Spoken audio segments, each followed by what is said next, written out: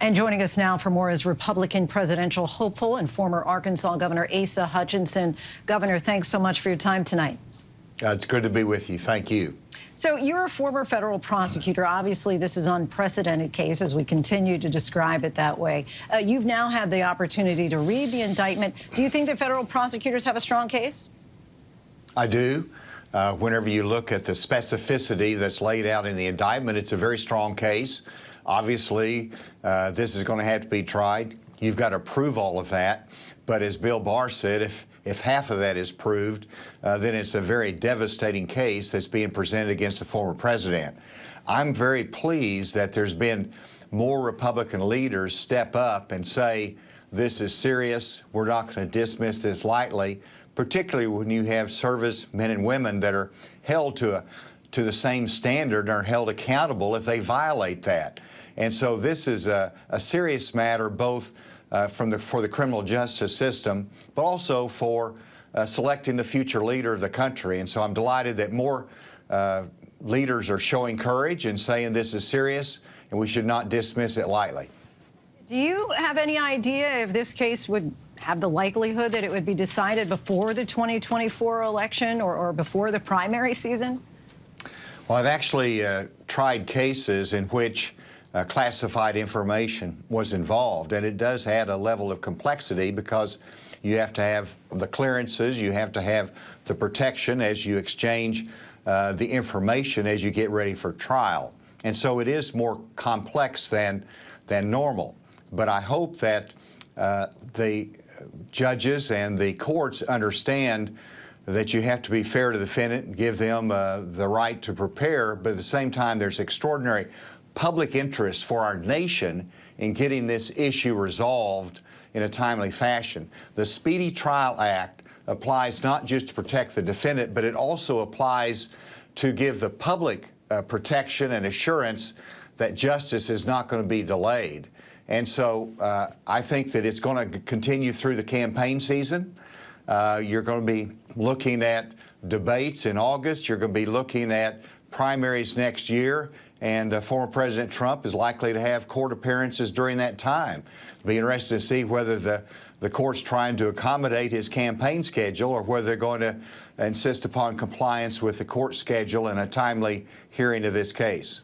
What do you think about some of the fellow Republicans who are also running for president, who are promising pardons for President Trump, former President Trump? Do you feel that that's appropriate? It is wrong. It is unjustified. It is a bad precedent. They're politically pandering to get votes using the federal pardon power. So no, it incenses me as somebody who's had to use the pardon power as governor and respects that power as president, and you don't use it as a campaign wedge issue or a campaign tool. So I'm offended by that as someone who loves our justice system in America, and it's wrong for candidates to be promising that, whether it's to a former president or whether it's to an average Joe that's out there. You just don't do that during a campaign. I want our candidates to show more courage and to speak out about this and provide leadership. Trump currently, as you well know, remains the front runner for the 2024 nomination on the Republican side. You've called on him to drop out of the race. That does not appear that would be likely at all. But would you support him if he is nominated?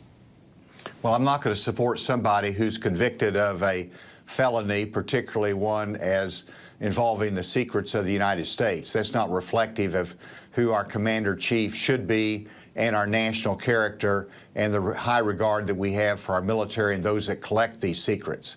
And so we'll see how the debate develops and how the case develops. And I'm not going to be supporting somebody who is convicted or who has wrongfully handled material that jeopardizes the security of the United States. Governor, is that to say that you would support him if he is not convicted?